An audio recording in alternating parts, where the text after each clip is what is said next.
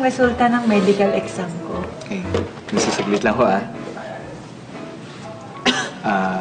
Mister, pwede ho bang mag-usap muna tayo doon?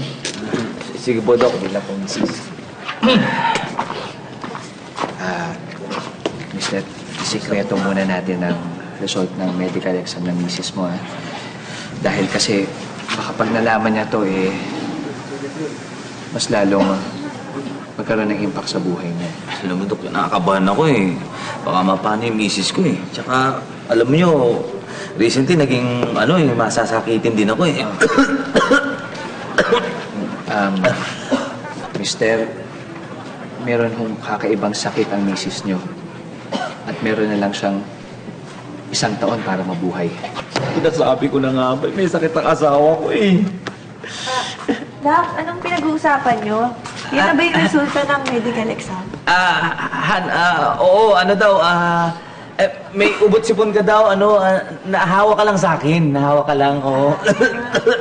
Sabi ko na Doc! Ay! Hello! Kukunin ko po sana yung medical exam ko. Sige. Sige. Halika.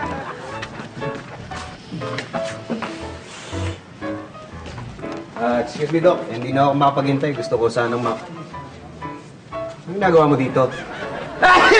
Ayun ka na naman Mga hawa ka na naman. Mamaya, sabay-sabay na naman tayo magsasalita Ano ba ako sinusundan? Sinusundan? Ba't kita susundan? Nandito ko para kunin yung medical Pwede ba? Doon muna kayo sa labas? Hindi nyo ba nakikita? May kinakausap pa ako.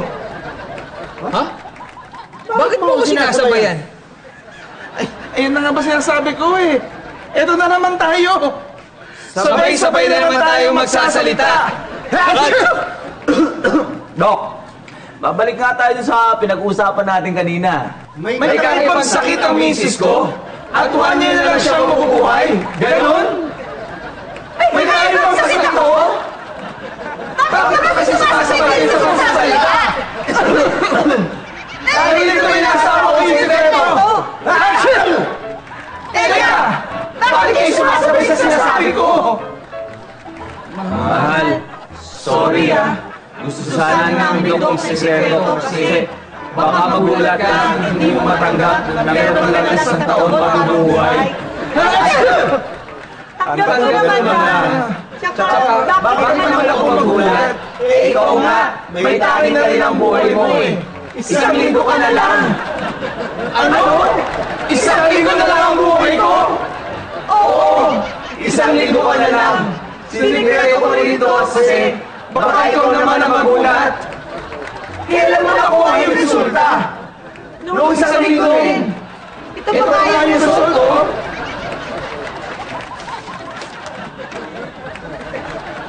Ibig sabihin, ngayon ako mamamatay.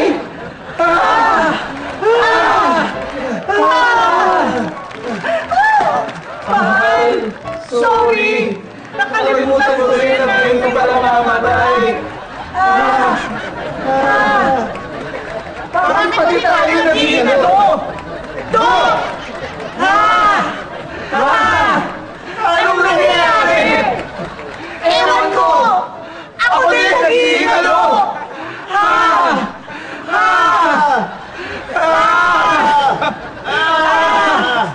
Nag-iingalo tayo lahat!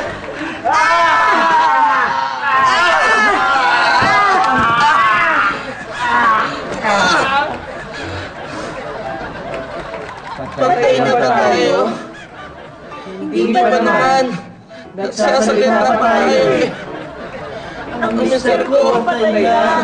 Pero nakahawa tayo sa kapatid niya. Nakakatawa. Kailangan na may encounter ng ganitong klase na sakit.